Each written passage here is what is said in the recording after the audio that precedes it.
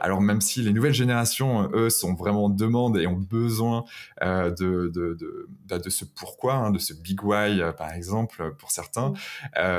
Mais et tant mieux. Mais il y a toute une population, mine de rien, de travailleurs qui est là et qui vont au boulot en se disant bon ben ok, je vais bosser quoi. Et c'est ça qui est un peu dramatique en tout cas pour moi, qui est incapable de faire sans sens quelque chose. Et je te rejoins, tu sais, moi, pareil, je donne beaucoup de conférences. Moi, je fais juste des conférences, j'accompagne pas, je serais vraiment pas douée pour ça. Mais souvent, donc, je fais des conférences sur l'optimisme et comme j'ai un côté plutôt sympa, les gens se livrent très très facilement en fait parce qu'ils nous suivent aussi depuis longtemps et puis ils savent que nous de notre côté il y a un non-jugement en fait, on a plutôt tendance à trouver tout le monde incroyable et voilà, nous on est juste là pour essayer de faire rayonner en fait et des petites bulles d'air en fait et s'aimer des graines, voilà, des bulles d'air dans le monde du travail.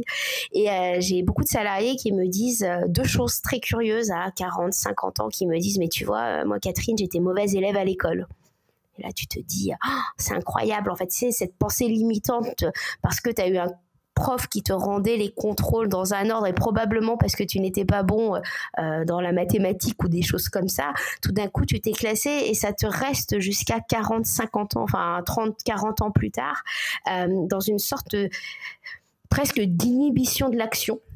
Et ça, va falloir beaucoup probablement aller le déconstruire parce que demain, moi, je suis convaincue que l'entreprise, elle a besoin de tous ses salariés pour se réinventer. On va plus se réinventer de façon, on va plus tirer l'innovation comme autrefois en se disant c'est comme ça aujourd'hui, alors ça sera comme ça demain. Non, il va falloir qu'on fasse, comme tu dis, de la vision, du sens en se disant on veut que demain ça soit comme ça, on va se prendre des pour des mi, des machins dans la figure, mais comme on sait à quoi on veut que ça ressemble dans 20 ans, on saura suivre au moins la direction et on aura besoin de tout le monde. Donc ça c'est la première chose qu'on me dit beaucoup et une autre phrase que je trouve absolument terrible, c'est nous dans notre boîte on nous dit les cimetières sont remplis de gens indispensables. Et ça c'est comment tuer en fait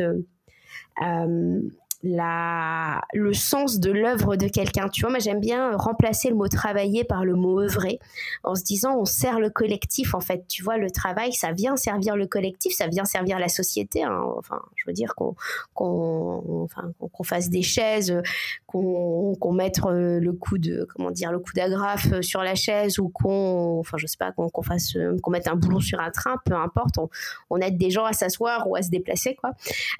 Et on a minimisé justement le rôle de chacun parce que le chacun il est censé, on a un peu désindividué les individus en fait parce que l'individu il est remplaçable. C'est vrai, des comptables, des RH, même des patrons, des collaborateurs, on est tous remplaçables. Par contre, on n'est pas remplaçable pour nos collègues les plus proches, par qui on est en fait.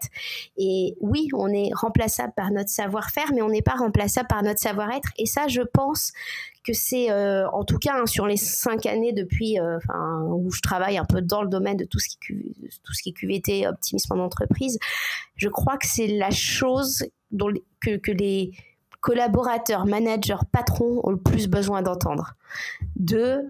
On sait que tu es indispensable au système, en fait. On sait, alors au système, au collectif, c'est plus joli, il faut que j'arrête de dire système.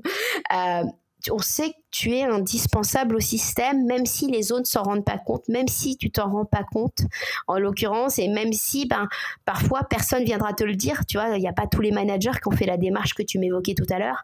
Parfois, personne viendra te le dire. La réalité, elle est là. Donc l'enjeu, c'est de s'en rendre compte soi-même et peut-être d'être remercié de façon indirecte par... moi, quand j'interviens dans des banques, je dis à tout le monde, sans banquier... les entrepreneurs seraient pas là, en fait. Exactement. Et ça, on oublie souvent le sens en version matricielle, en fait. On est tellement dans notre paperasse administrative ou autre que, si on est comptable, par exemple, qu'on oublie effectivement le pourquoi, même si, en fait, il est assez facile à trouver. Par contre, pour certains salariés, jamais on leur dira, en fait.